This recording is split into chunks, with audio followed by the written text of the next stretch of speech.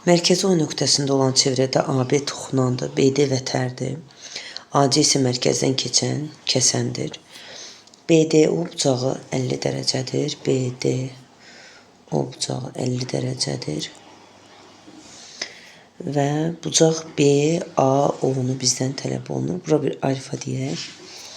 Bilirik ki, daxili bucaq sökəndiyi qövsün yarısı qədərdir. Yəni BDO bucağı 50 dərəcədirsə, qarşısındakı BC qövsü 100 dərəcə olacaqdır.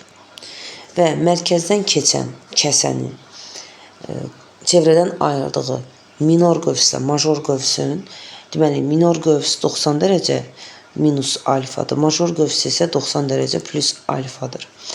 90 dərəcə plus alfa bizdə major qövsdür və o da 100 dərəcəyə bərabərdirsə, buradan alfanı taparıq ki, alfa olacaq 10 dərəcə.